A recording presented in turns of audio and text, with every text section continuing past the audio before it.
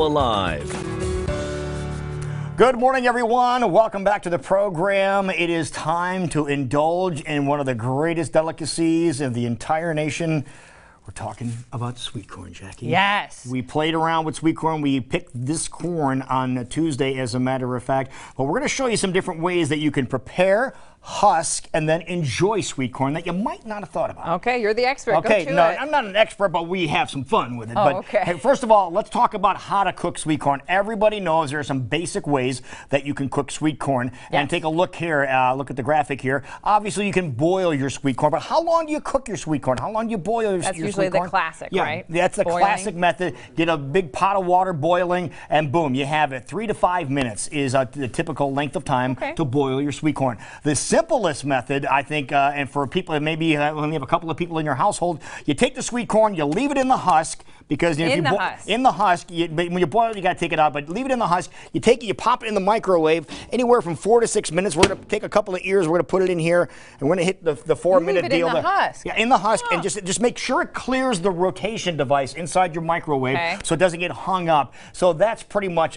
the simplest one. Another method is if you take it and you grill it like they do at a lot of fairs around the country. That one you'd peel back the husk and make it as a handle. Exactly, and put it on the grill. That takes about 10-15 minutes depending on how charred that you want it. But there's another way, in case you have a big party, a big batch of it. How about pulling out your electric roaster and you can take a dozen ears and put them in the roaster, put a rack in there, might have a rack like the kind you have in your oven. Take that just to get it off the ground, off the bottom of the rack, put some water in there so they hover above there, and then just stack them on top.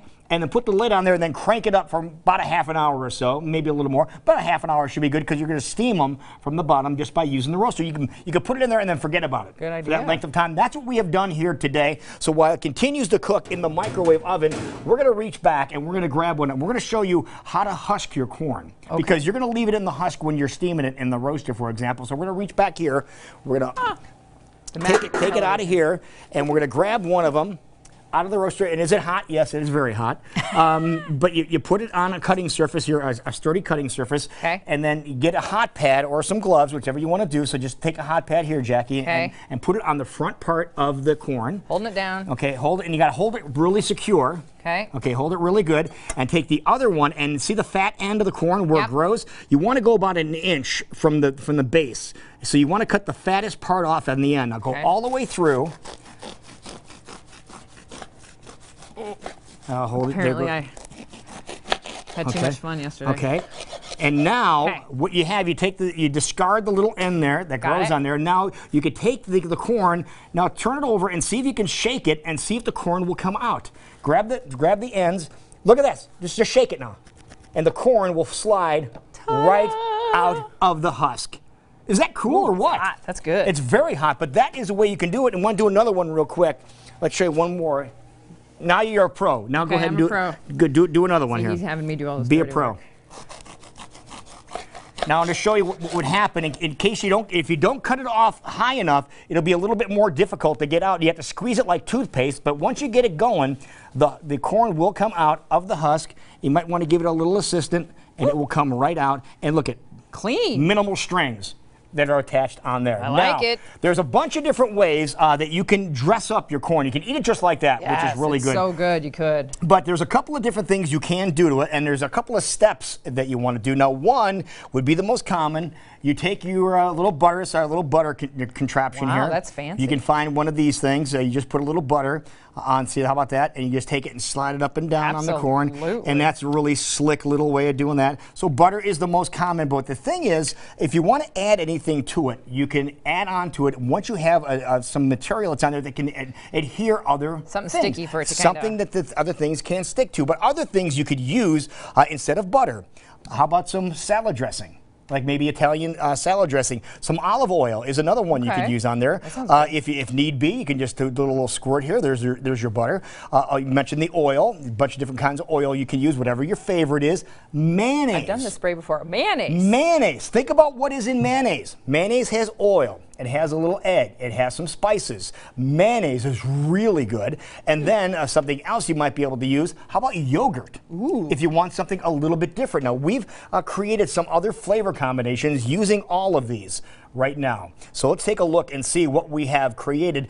Here's our yogurt here. Here's some plain yogurt. We have some of that. But if you haven't tried this yet, I think you'll be pleasantly surprised. Our corn is done in the microwave since we started. So if you haven't done these yet, but what would you like? How about a really simple combination? These can be 1 or 2 ingredient combos. You have your butter. So you have your butter on your corn. Go ahead and butter up your corn. And have you had Parmesan? That sounds good. On corn. If you ever tried that, and the Parmesan that we want to talk about, sure, you can get the stuff in a cardboard container.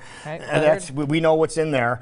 Try to find the Parmesan that is all Parmesan cheese. It makes a ton. The real stuff. The real stuff. You can find it in a lot of locations, but maybe you're a non-dairy person. Well, Sherry Clark was just here. Nutritional yeast really is a very strong, turn so you can see it, is a great alternative to Parmesan and has a great flavor to it as well. Now, you can leave it like that. That is good, but you can also dress it up with the basics, your salt, pepper. How about flavor enhancer? Yes. That is outstanding. That goes on anything. No question about it. But maybe you want to kick it up a little bit. Maybe you want to take some butter and you want to melt it a little bit and then throw some spices in it. And you can go as crazy as you want. We have a whole spice rack here. Use your mind. Use your imagination. Fancy butter. And what we did here is we just took some Italian seasoning, melted some butter, dumped some Italian seasoning in there, and now you can just take your Italian seasoning with your melted butter, and you can just brush it up and down on your corn. And you have again, you got the great taste of the sweet corn, and you have the herbs on there as well with the butter.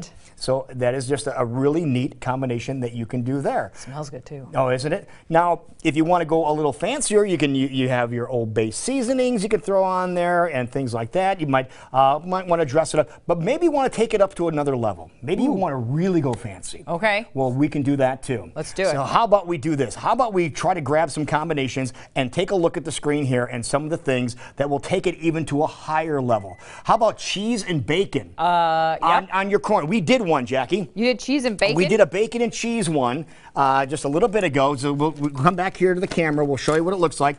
We just took the corn and we had it in the steamer.